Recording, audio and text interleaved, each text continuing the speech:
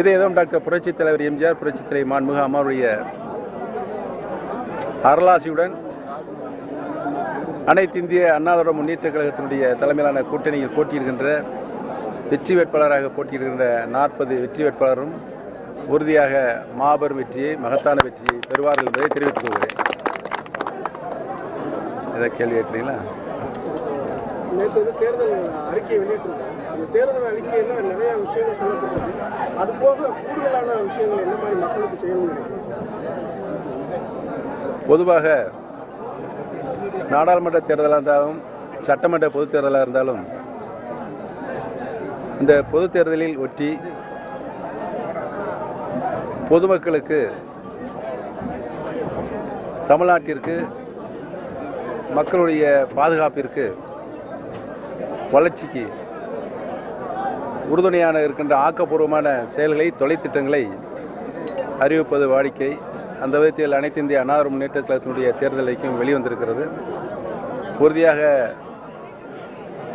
இந்த தேர்தலுக்கு சொல்லப்பட்டிருக்கின்ற அத்தனை கருத்துக்களும் நிறைவேற்றுவதற்கு மாண்புமிகு அம்மாவுடைய அரசு இன்றைக்கு அதை தலைமை தாங்கி நடத்தி கொண்டிருக்கின்ற அருமையண்ணன் தமிழகத்தினுடைய முதலமைச்சர் திரு எடப்பாடி பழனிசாமி அவர்கள் தலைமையிலான அரசு உறுதியாக நடவடிக்கை எடுத்து அதை நிறைவேற்றும் என்பதை தெரிவித்துள்ளேன். தர்மயுத்தத்தில் கூட ஆதரவு தெரிவித்த 10 MP உட்பட மற்ற எல்லாத்துக்கும் முன்னுரிமை கொடுக்கிறது. அனைத்து இந்திய அண்ணா திராவிட முன்னேற்ற கழகத்தை பொறுத்தவரையில் அவர்களுக்கு ஒரு தேர்தலிலும் வாய்ப்புகள் கிடைக்கும். வாய்ப்புகள் கிடைக்காததற்கு பின்வரும் காலங்களில் அவர்களுக்கும் வாய்ப்புகள் கிடைக்கிற ஒரு நல்ல சூழல் அனைத்து இந்திய அண்ணா திராவிட முன்னேற்ற கழகத்தில் மட்டுமே இருக்கிறது என்பதை தெரிவித்துக் கொள்கிறேன்.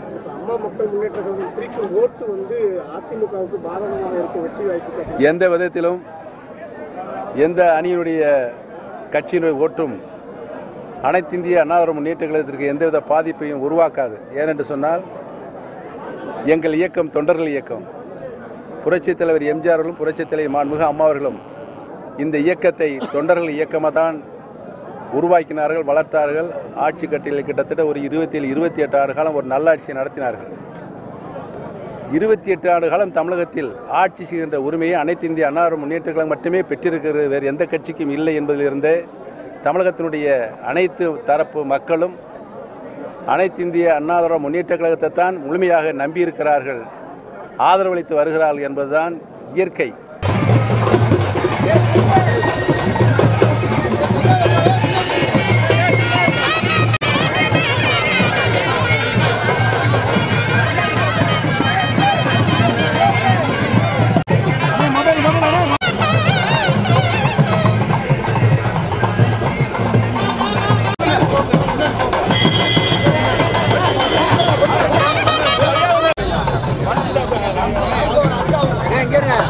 வணக்கம்.